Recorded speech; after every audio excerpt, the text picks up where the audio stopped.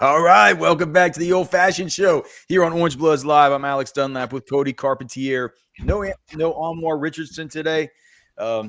He's still on vacation, still in Mexico, and just like he said, he's going on vacation. And Texas lands his 2026 quarterback commitment yesterday. Dia Bell commits to Texas, wants to be the bell cow of the class, and certainly, I don't know if Cody, if you've watched any of him yet.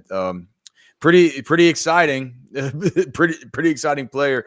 We definitely have a bunch of 2025 stuff to talk about, though. Today, big recruiting weekend coming up. 21 of these dudes coming in. Some stuff a little bit still up in the air about who exactly will be in this weekend. But what we do know, Cody, is that it's going to be a weekend that it could be hard to be bigger than last weekend, but this one, if you look at the overall shape of the players that are going to be in town, what the effect that they could have on this 2025 class for Texas, it could maybe be a bigger weekend than last.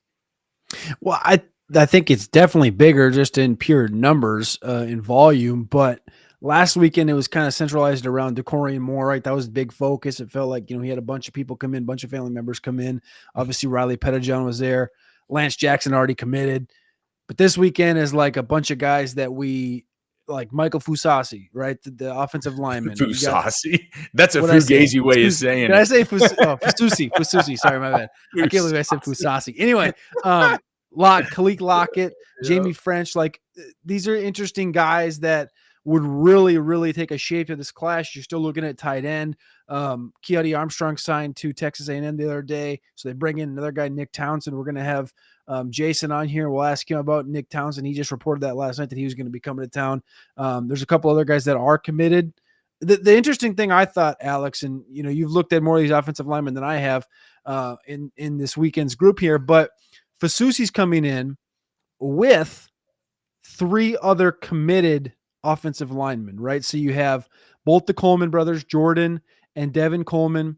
Fasusi's coming in, and then Jackson Christian, right? So 3 committed guys with 1 uncommitted guy. Do you think that kind of works together in itself? You think they're trying to say, hey, these 3 guys are already here, and try to find out how Fasusi matches with them? Because I know obviously Oklahoma, A&M, Missouri seem like they're in the conversation for Fasusi as well, and I'm starting to think that Missouri, like, I don't know, man. I was talking to Catch about this yesterday. I'm starting to think that Missouri is more in play for Lamont Rogers.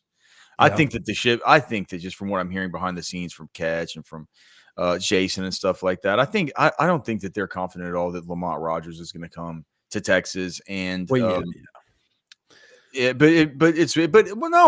saying, it's like, it's weird because now we deal with this stuff about we're having to deal with Missouri having a bunch of money right now, right? We've had to deal with this stuff with Ryan Wingo, and like it's going to be a deal with Lamont Rogers, and now it's like it's kind of a deal with a little bit of a deal with Fasusi. It doesn't feel like quite as much of a deal.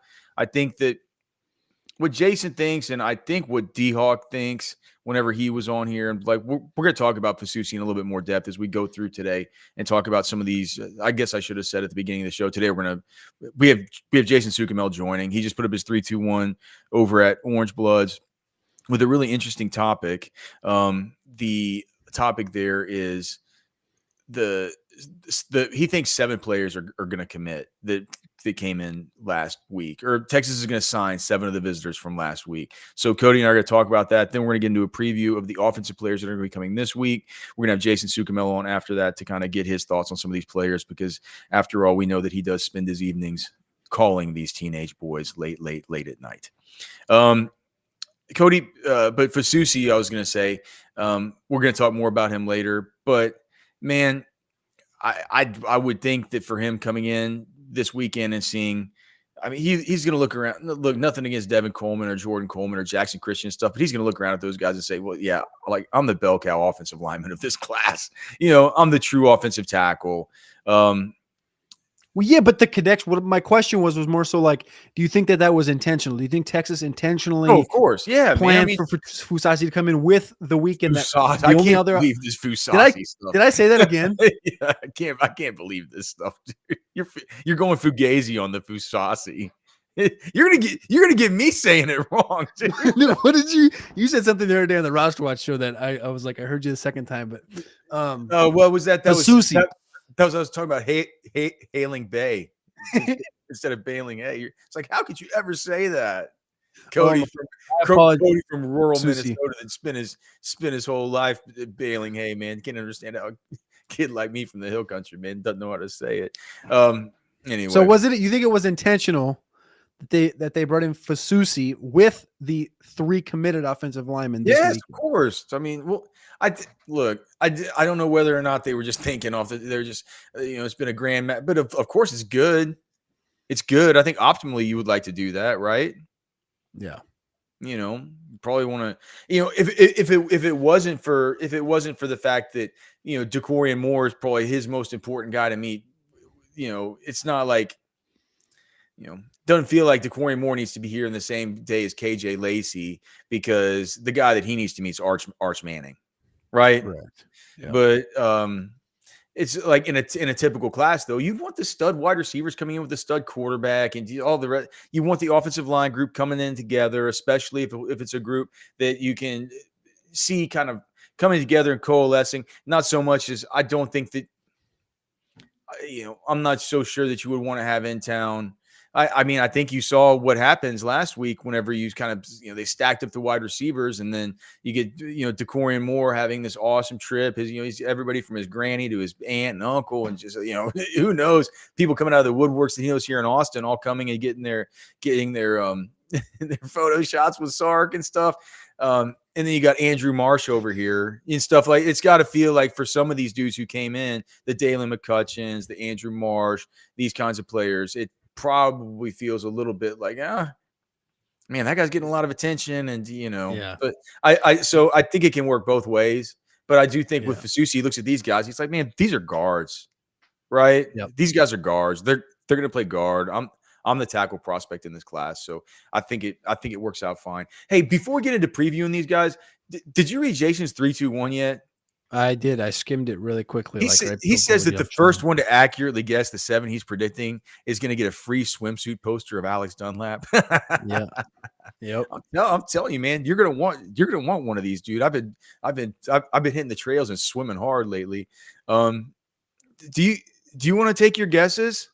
Yeah, I already. Which 7? I was the first response on this thing, so I jumped in here. So let's go through them one by one, and you tell me yes or no. Okay. Okay. All right. And I'm not going to look at your response. You've already responded with your guesses. Okay. So Lance Jackson, they're going to sign Lance Jackson. Correct. Okay. So, dude, I talked about it with Catch yesterday. Did you see the photo of him next to Sark from the recruiting thread? If you didn't see it, you need to go find it, because it is bad. I mean, he's going to be a 3-tech, bro. He's going to be a 3-tech. Yeah. 100%. I mean, this is some Kevin Williams type stuff right here. That's a big boy. Because Jason said that last year he was actually playing it closer to 260. And so if we're talking, dude, he's already 260, looking like he's going to get up to 290 and stuff. He's tall, he's long. I just don't know. Like, better than me. You can think, how many of these college kind of defensive ends, edge guys do we really see come to the combine weighing 290, 300 pounds? No. Dude, his brother is 6'7", 282 right now. Like we talked about his brother last week. His brother's 6'7", 282. And his brother's at Arkansas. What's it, Landon? Yeah, Landon. He's at Arkansas right now. And like 282. This guy was first team all SEC last year. Like this kid's gonna add weight. He's every bit on track to be the same size as his brother. So if you're projecting him to be 6'6", 6'7", he just hit a growth spurt, he said. So he went from 6'4" to 6'6" in the last 6 months.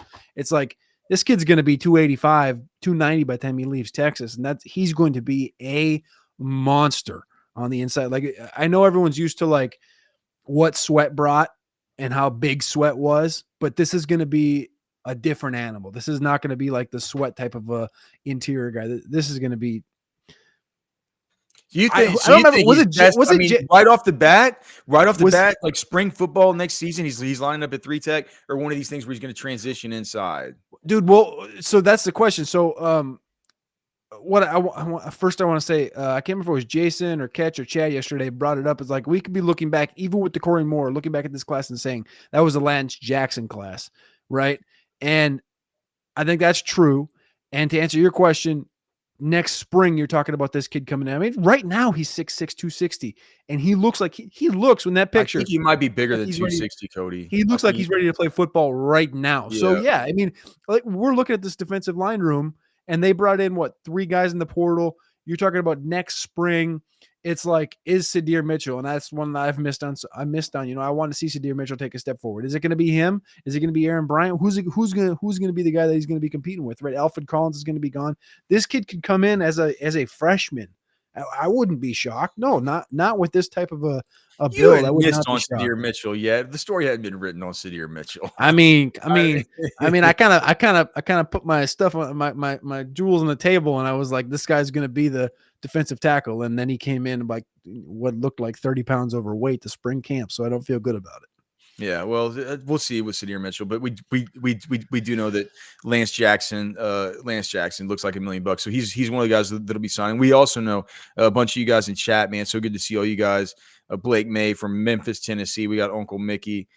Our guy Doak from Ketchum, Idaho. God, just a beautiful part of Idaho. By the way, speaking of that, I'll be gone. So Cody and I will be doing the offensive guys today, defensive guys tomorrow, as far as these visitors, getting these previews ready for you. I'll be getting some content up on Orange Bloods about that stuff by Wednesday as well. I'm not sure, Cody's your plans for when you put your stuff out, but Cody will have his stuff out as well during the week to preview all these visitors, give our recruiting breakdowns, our scouting breakdowns, all that stuff. And then I'm not sure we're going to have shows Thursday and Friday because I'm out of town, and so is Anwar. Anyway, the week after that, it'll be back to kind of regular schedule because Anwar will be back next week. I'll be back for a few days next week before I get back out of here again.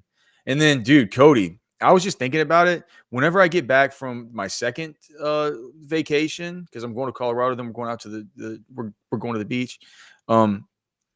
Like that. What beach you going to? I'm going to the Bahamas. Yeah. Oh, but okay. Hopefully no hurricane. There's a hurricane brewing out there and a big tropical depression. But the thing is, when I get back, it'll be like that weekend after the 4th of July. And dude, like we're gonna be getting geared up and just turned, man, getting ready to go to SEC Media Days and stuff. And then once you get home from SEC Media Days, it's like the season's only like what? A week and a half from practice. Dude, things are going to be heating up, man. It's going to be awesome. Okay, so anyway, the next one. Nikolai Brooks, yes or no? Is he one of your 7? No, you just don't like. Didn't feel like Texas made too much.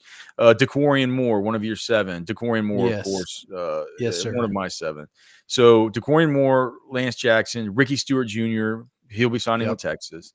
The running back that we've talked about. Do you like Ricky Stewart Jr.? Yeah, we talked about him last week. Okay, so you actually do like him. Yeah. I forget who I've talked to people about, Cody. It's like you're right. Okay, Dalen McCutcheon. Nope. Lamont Rogers. You already said nope. John Mills. I say yes. Have you watched much of Mills? No.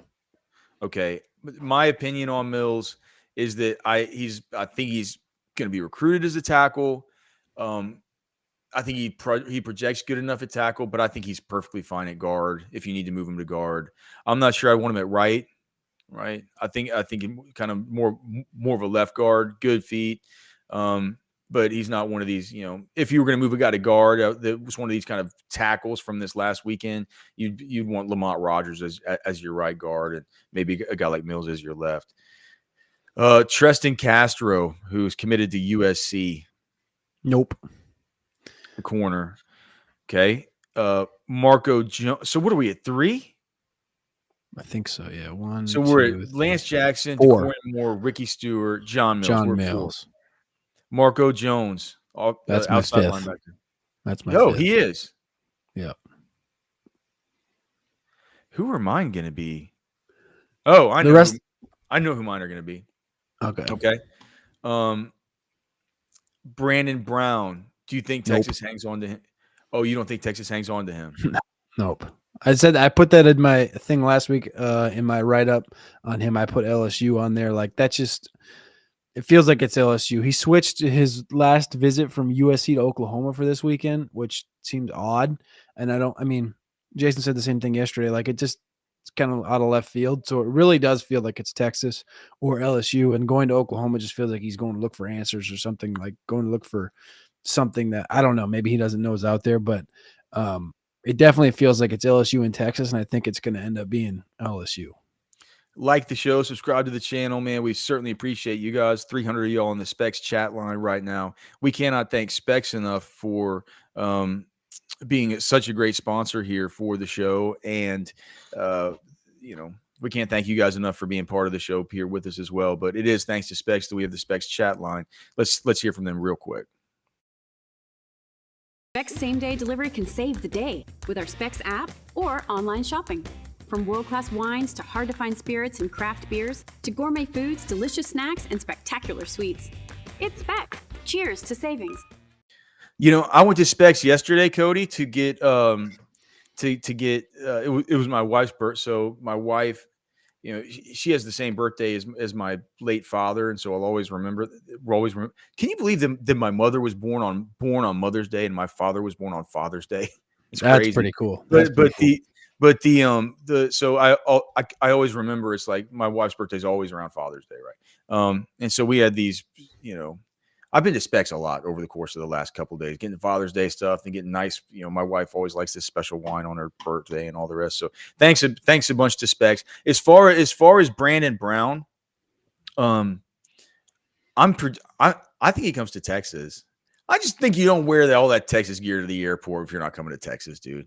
Do you see me decked out, dude? Burn orange from top to bottom. So I'm saying Brandon Brown stays with Texas. Riley Pettijohn. Yep. Yeah, I think so too. And it's gonna be a big one. I was talking to somebody that was around the visitors this week, and what Jason says is that Pettijohn is super hard to get a hold of. He doesn't talk to many reporters. He's not into the whole dog and pony show of recruiting. Kind of keeps to himself a little bit. Kind of a buttoned up business first kind of guy. But thankfully, Sonny was able to get a hold of him, I guess, and was able to get some quotes. But dude, I was talking to somebody, and they say, dude, Texas is his leader right now. So I know Jason said in his write up that he had something about how pretty much everybody's the same right now, right? As far as A&M is up there, is it A&M that was kind of the big hurdle there? I think people think it's A&M, but I think he also has Ohio State in the same conversation. That's right, Ohio State. But dude, he had Anthony Hill host him, is what Jason's saying. So I kind of think that you look at a guy like Anthony Hill and your Pettijohn, you're like, dude, if I could get used, like if he gets to meet Nansen, I'm not sure how long Nansen's going to be here at Texas. That's the one thing is like, what if he's not here next year? Like that's kind of a. But maybe Nansen's being transparent with him. Who knows? Yeah, for sure. I think, especially if Texas has a good season, I think that Nansen's going to be a hot name on the market. He interviewed for the Arizona job. You know what I mean? It's like, so anyway, so yeah, we're both picking Riley Pettijohn to Texas. So I'm at 6. I'm at 6. I only have one left. Okay. Same. So you have, because who did you pick? Marco Jones? Yeah. Okay. So that was my Brandon Brown replacement. Okay. We're going to have the same one. Kelon Johnson? Nope. Smith or Rogbo? That was close, but no. Did you like him? I don't think he's bad. I just think he's honestly, I like one of the tight end prospects we're going to talk about today playing edge more than I like Smith or Rogbo playing edge, which is really weird. Huh. Okay. Jonathan Cunningham. That's number 7. That is number 7 for me too. Jonathan Cunningham, outside linebacker from North Crowley. And if you watch him, I don't really. So with Cunningham, that was the one wherever he said that they had the recruiting pitch to him. They're like, Yeah, we like you like it kind of like an inside linebacker, but sort of outside linebacker with a little bit of hints of safety to it and stuff like that. He is an undersized dude that plays really well in space. And to me, dude, do you know what package they were presenting to him? They're just like, here, let me present to you film of number 37, Maurice Blackwell. It's like that's what they didn't need to make up a fancy, any kind of fancy new role for this guy. They see him as a sub package sort of Sam linebacker in those speed packages, I would imagine. And apparently he liked the sound of that. Maurice Blackwell has gone from being a dude that was only playing in those sub packages to a guy that I think, we talk so much about David Benda being the absolute, I'm not sure he's I'm just not sure he's the absolute nuts to be the absolute starter next to Anthony Hill all year long. I think this could be a lot of more Maurice Blackwell. We're not just going to see Maurice Blackwell in sub package stuff. Yeah. Right. So it's like, if you can talk Cunningham into thinking, okay, we're going to abuse you in these particular kind of ways. And then in route to, becoming more of like a full-time player, I think it's a pretty good pitch. Because we've seen it. Even these guys that come in the total studs, the Anthony Hills, Collins, we're going to see it with Colin Simmons, right? We're talking about how he's on the Anthony Hill timeline, right? Now that's a little quicker, right? But that's like by the end of the season, we're going to have you ready. I think with Cunningham, you talk about by year, the end of the season, year 2, maybe coming into year 3, we're going to have you ready for more of a full-time role. So we're both saying no Andrew Marsh, and unfortunately we're saying no Kevin Wynn, even though he feels like he left the door open a little bit, the defensive tackle out of Georgia. Yeah, he left the door open, but I don't think it's going to be, especially if they get Brown, and then it sounds like we're going to get a tackle out of this weekend, a defensive tackle out of this weekend's group. Yeah, he might look at that and be like, man, I'm good. I'll just go to Georgia, which I don't blame him. Well, and I could never blame you for going to Texas Beef Traders, right, Cody? Whenever Cody comes into town, we're going to Texas Beef Traders. Yeah, I mean, it's just gonna be delicious. I should actually. Are you going to be in town next weekend? Are you leaving? When are you leaving for the 4th of July? Next Sunday.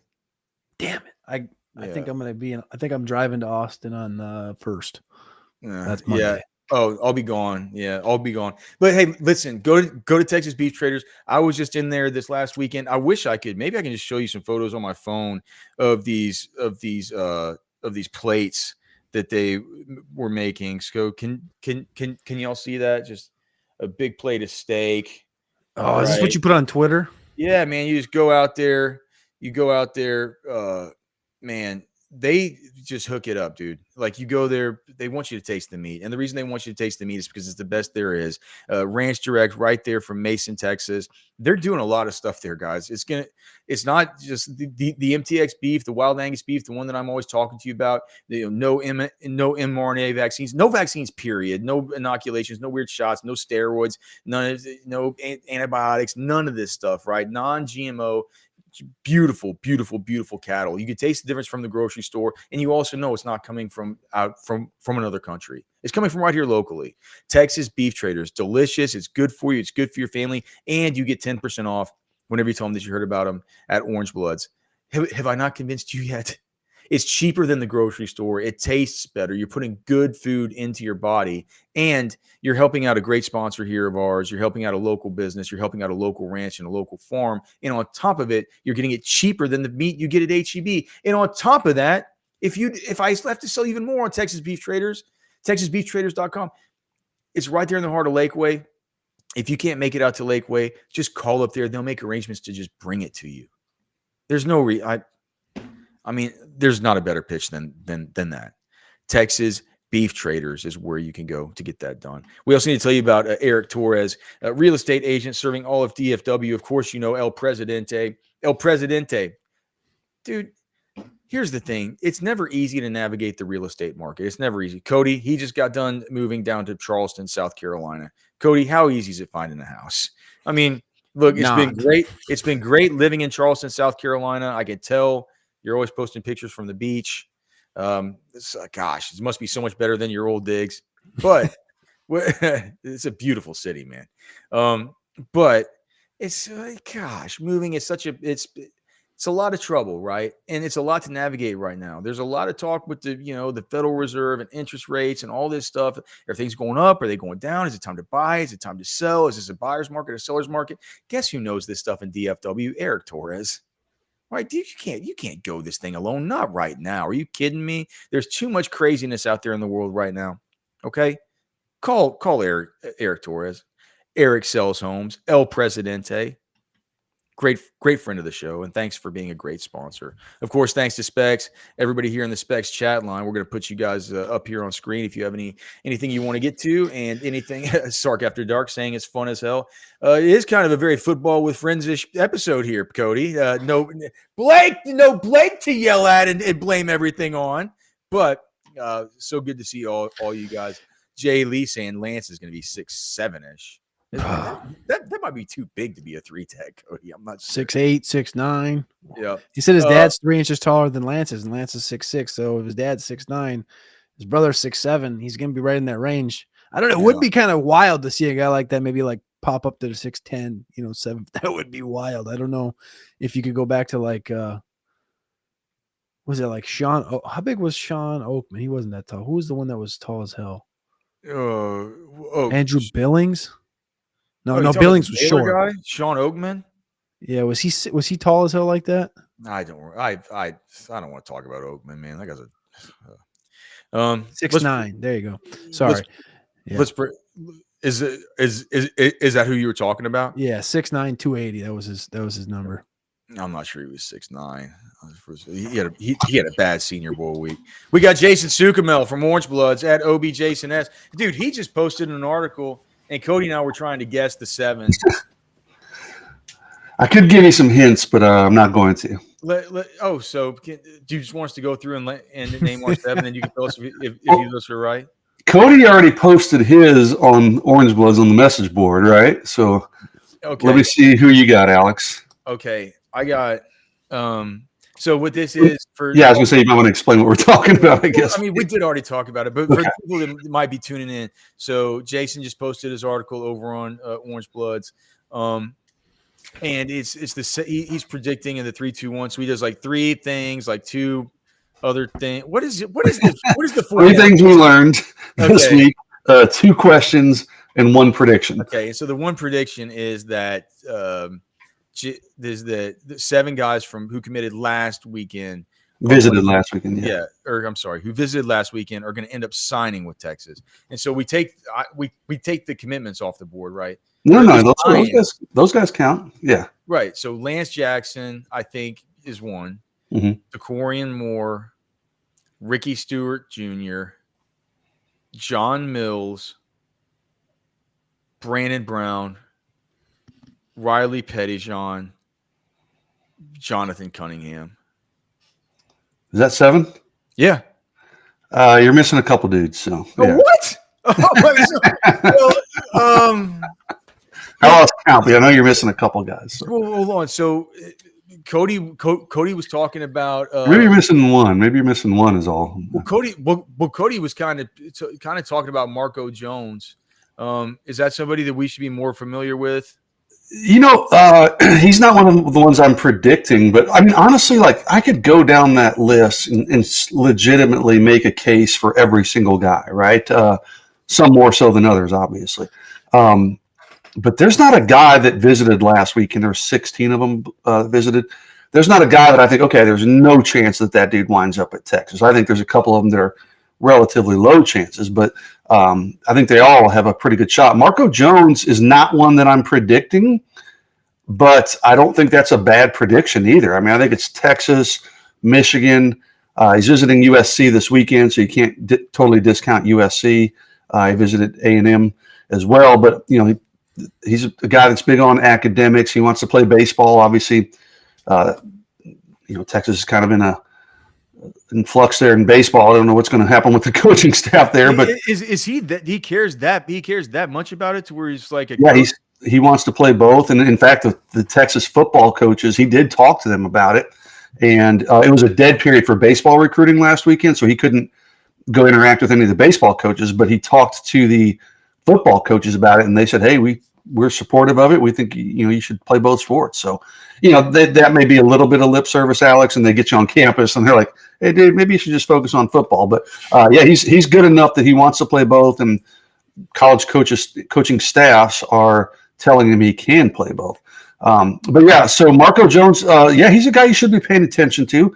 I tell you what, man, you guys would like him. I saw him at the airport last weekend, right? And then he walked through the door like, whoa, that's somebody. I mean, I've never seen him in person, but we got him listed at, I don't even know.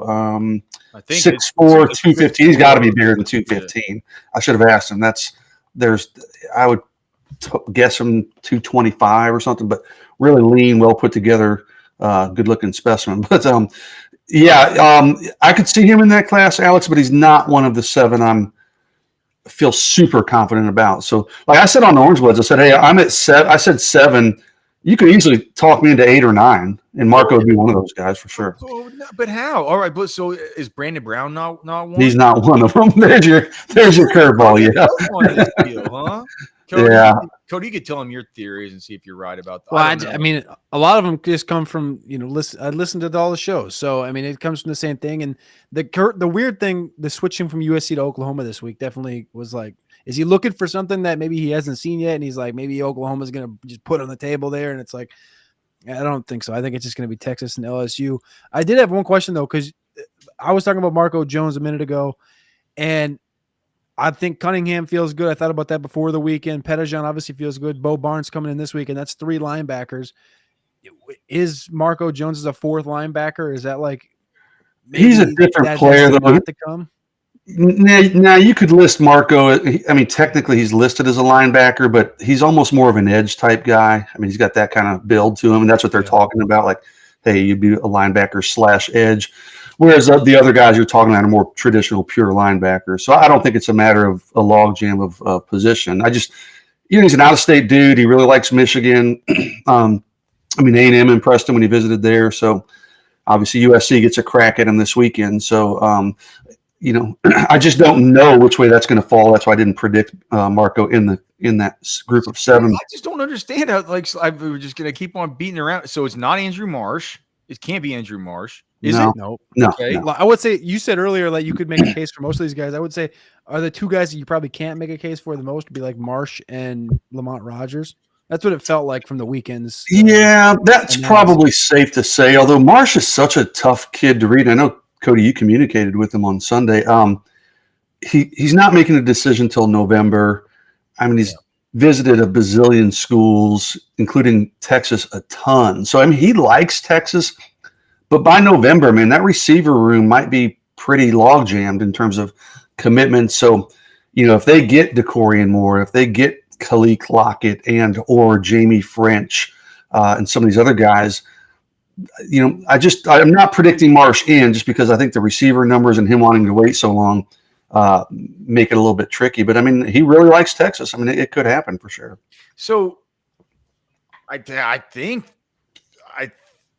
think you're either predicting Smith or Ogbo or Kevin Wynn to commit.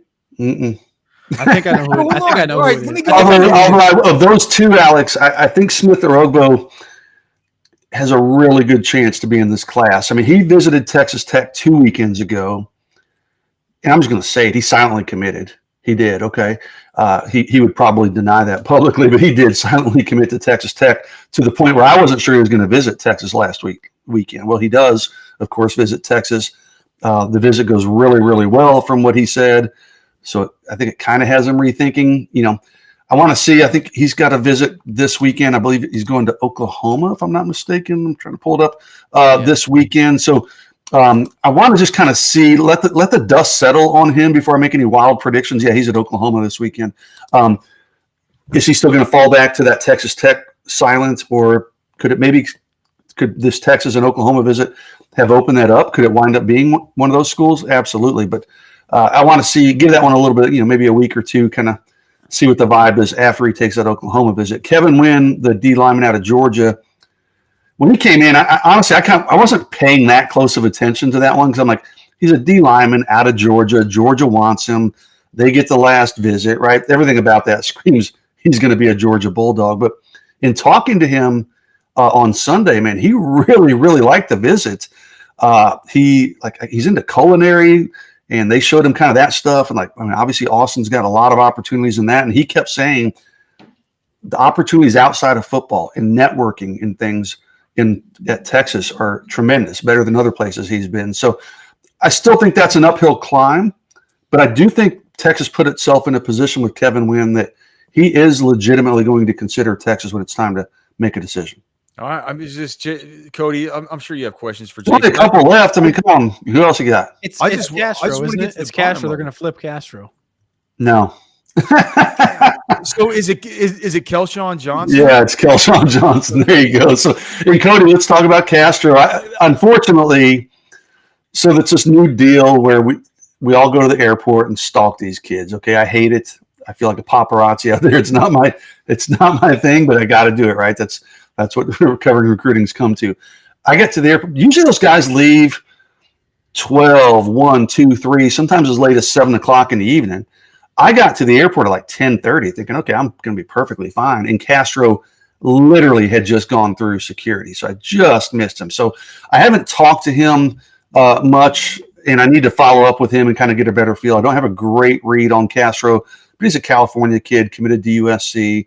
I think it might be tough in the end to flip him, but he's taken a couple other visits. So clearly he's got an open mind or a bit of a wandering eye, if you want to say it that way. Kelon Johnson, Alex, I think he's going to be in this class. There was grapevine talk of him committing over the weekend. There was also talk that he committed to A&M 2 weekends ago. I think Kelon, this is a weird deal. Okay, man, people love to talk about silent commitments. Well, it's a silent commitment to me is when a guy says to the coaches, Coach, I want to commit to the University of Texas. I'm not going to announce it for a few weeks, whatever. I'm going to announce on my mom's birthday next month. But this is where I want to be. When a guy tells the coaches, oh, man, I love it here. Yeah, I think this is where I want to be. But then he's still taking a bunch of other visits. Yeah, I don't really call those silent commitments. So you've got a couple guys that visited last weekend who are, let's call them soft silent commitments. There was talk that Kelon Johnson kind of gave a commitment last weekend. He is supposed to visit USC, or he was supposed to visit USC this weekend. He told me he's probably going to cancel that, or he's considering canceling that. So that tells you, okay, hey, maybe something did happen. But I talked to Kelon at length on Sunday night, and on and off the record. I mean, he swears that he's still considering a couple schools, obviously Texas being one. We'll see how that one unfolds because these kids can change their mind. I talked to him Sunday. Today's Tuesday. He may have a different feeling today than he did on Sunday.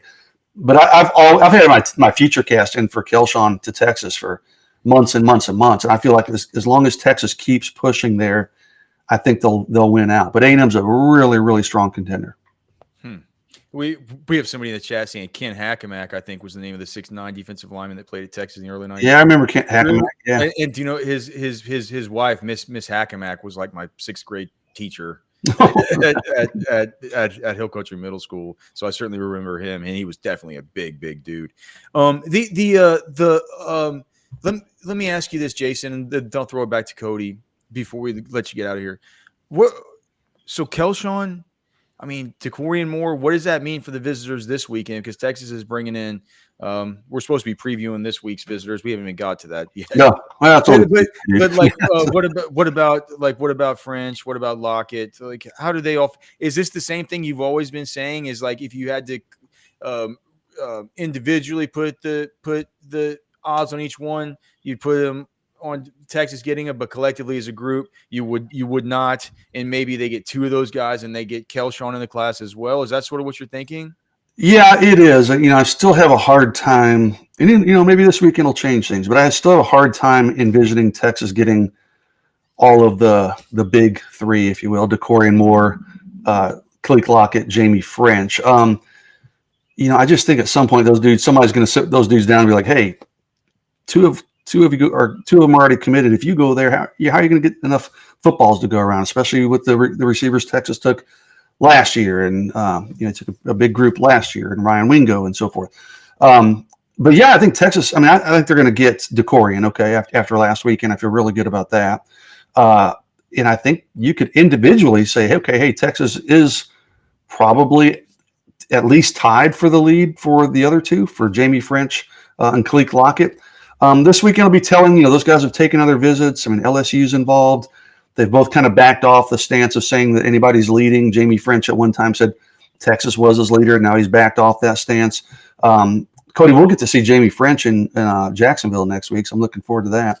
And you can always get a better feel when you kind of Jacksonville again. I forgot, Cody. You're going to Jackson? Oh, for the 5-star, the Rivals 5-star. Yeah. Sorry. It's that's coming right up, huh? Yeah, it's next. I'm trying to think that I fly in on Monday. Player arrival is next Tuesday, so a week from today, and then the 5-star event is on Wednesday. So we'll get to see them actually on the field on Wednesday. But Alex, if they get Decorian, if they get Kelon Johnson. And then if you get maybe a Jamie French, that's a really good trio. Then you could still try to, we're still talking about Andrew Marsh. There's Tanuk Hines is still out there. I mean, there's still other guys they could continue to target at the receiver position if they want a fourth. I don't know that they need a fourth. They took a pretty solid class last year. Those guys are obviously young still. I don't know that a lot of them are going to play this year, so they're going to be grooming those guys for bigger roles in the coming years. So, I think a 4-man class seems about right, but I think you could get, if you get the right three, I think you could get by with a 3-man receiver class. Oh, I was telling him yesterday. It's like, I was telling Catch yesterday, like if you could get those 3 guys, your big 3, if you can get those guys, you just stop at 3, right? I mean, you don't need anybody else. Somebody's asking about Cody. I know you have some questions, but we haven't talked much about Dia Bell here. I guess, did you see this comment from Sovi? He's asking, does Bell's commitment mean for Hune now? Does Texas still recruit? I mean, I don't even know. I mean, I don't know anything about him, but I would say that it means they're out. I mean, isn't that it, Jason? Pretty much. I'm sorry if my mic's super hot. It's super inconsistent. I see Doak posted that my volume's 8 times louder. I haven't adjusted anything. Sorry about that. Same settings it's always on, but you're not sound techs around here. I moved it a little further away, so maybe it's a little better. But Troy Hune has gone on record as saying, with Rivals, saying he doesn't want to be part of a 2-quarterback class. Okay, and he's been watching these quarterback dominoes fall. And he said openly, because that can. I like that the dude's just willing to come out and say it. They probably all think it a lot. Well, yeah, man. I'm trying to think. There was a quarterback a couple of years ago, Julian Sayin, who was the number 1 quarterback in the country, and he said the same thing. Like, he goes, hey, and he was a year after Arch, but he goes, if Arch goes to Texas, I'm not going to Texas. I mean, if Texas didn't get Arch, Julian Sayin's probably a Longhorn right now. So, but I love that. I was like, dude, that's smart. And you're honest about it. Don't play the game. So, quarterback's the one position where you can kind of, I don't say make demands. That sounds bad, but it makes sense to be in a 1-man class, right? And we've seen Alex. Texas has brought in 2 guys. It happens, but I don't see Troy Hune coming to Texas at this point. He really, really, really liked Texas, but some of these schools he's liking, they're taking quarterbacks, so he probably needs to make a move pretty soon, or he's going to be looking at option D, E, or F at some point. But I just don't see it happening with Texas and Troy Hune after taking a quarterback commitment from Bell yesterday. Cody, do you want to ask him about your cockamamie tight end ideas? You think so? I have a question about the tight ends in the context of a couple things. One is, last week we obviously saw the post from Catch about Michael Terry and kind of how they perceived him and potentially moving him to tight end, kind of being like a JT Sanders. And then this weekend we had Kieti Armstrong commit to Texas A&M, along with we have 2 more tight ends coming in. Amari Winston, who's already committed, and now Nick Townsend, who I just turned on this morning for the first time. And to be honest with you, I think the guy can play D end as good as he can play tight end. Mm-hmm. Is that something you think is going to be in the conversation? Like, he's a top 5 guy, so it feels like a weird pivot when you do have Amari Winston already committed. You have Michael Terry, who they talk about playing at tight end. Like, you think there's a real chance of getting Townsend to stay at Texas, or to go to Texas, I should say? And do you think that the DN position has anything to do with him in college? Those are good questions, and I wish I had better answers for you. I cannot get that dude to respond to me. So, like, I've been trying to get him on the phone for months and things. I'm hoping I can catch him, obviously, after this weekend. But I think Texas will talk to him almost exclusively about tight end. And they may do the thing where it's like, hey, you can play both ways. And you tell guys that, guys hear that all the time, and we all know it's probably not going to happen. But he is talented enough, to play on both sides of the ball, as is Lance Jackson, honestly. But I think Texas, with the need they have at tight end, I think they probably just focus on tight end with Townsend. Keati goes to A&M. Michael Terry was at A&M last weekend too. So was it a case of Keati just saying, hey, I want to just lock up my spot here? I don't know the answer to that. At one point he was supposed to visit Texas this weekend. I don't expect him to. I've reached out to him to confirm that. He hasn't responded, but I don't expect Keati to come in. But Nick Townsend, if they need to find that second tight end, and Amari Winston, honestly, he's a soft commitment right now. He's visited Auburn, so they've got to tighten up that one if they want to keep him. And then if you find that second tight end, Townsend's more of a traditional tight end. He can do a little bit of everything for you at the tight end position. So a lot of moving parts there at the tight end, but I think they definitely need to find a second one. So I think their focus for him would be at tight end. All right, there you have it, Jason Sukamel. Do you have anything else, Cody, that you want from Jason before we let him get out of here? I was just going to say there's a couple of visits coming in today on the defensive back, and are you going to have anything up in Orange Bloods later on them guys, or tomorrow, or what can people expect? I think Dorian Rui coming in.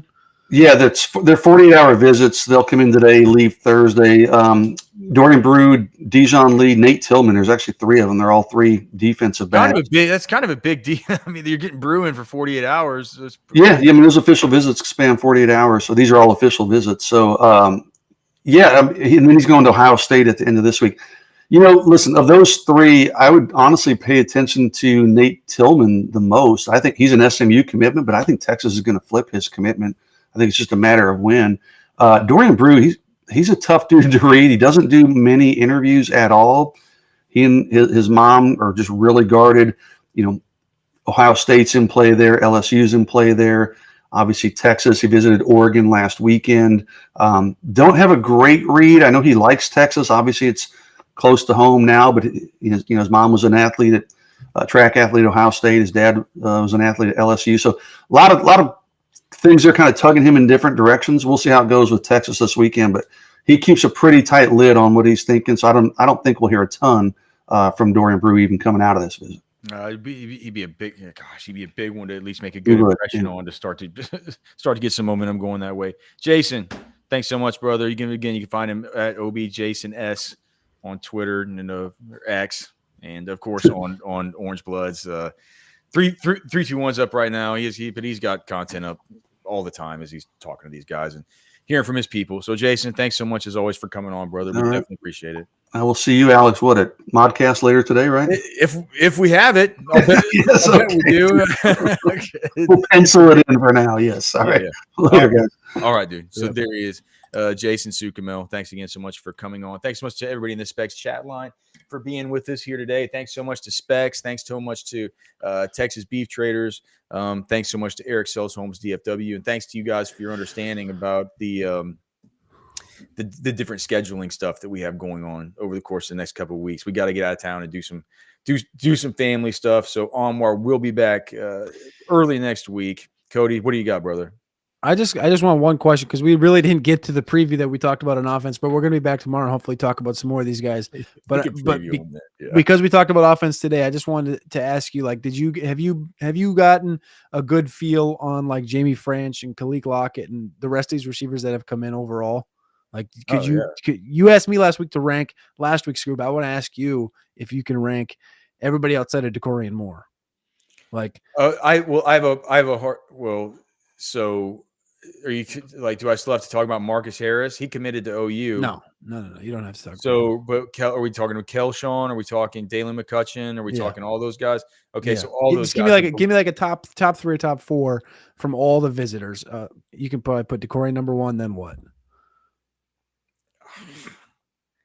I mean, do I put Lockett over French? It's like that's the hard one for me. That's why I asked it. That was the Yeah. genesis of the question, because I can't. I mean, when I'm sitting here, I literally I was watching French on one screen, and then I put DeCorian more on the other screen.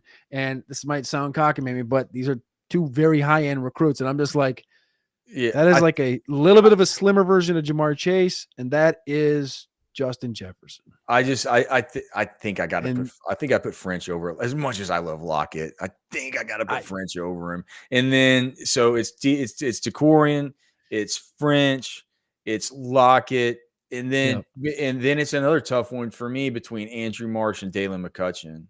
And not unfortunately, because he's a good enough prospect, but I think of all these visitors, the one that Jason thinks that Texas is going to end up getting, Kelon Johnson, is just the one that I think doesn't have quite the level of dynamism that some of the others do. So, and maybe it's not, maybe he's got the dynamism at least of a Dalen McCutcheon, and maybe no one's going to be a Lockett, a French, or a DeCorian Moore. Those guys, to me, those are dudes that are just on a different level, right? So it's why Jason calls them the big three and stuff. He says there's no way you can land all three. Someone's gonna get in there and say, what the hell are you doing? They're gonna ask us what the hell we're doing if we get in here. Almost 500 people in the chat. We don't get at least 500 likes. So please remember to like the show, subscribe to the channel. We will be back here tomorrow to get. Who knows? Today was supposed to be an offensive preview of the visitors. I think we talked about 3 of them. So you never know what you're going to get. For Cody, I'm Alex. We'll see you guys next time.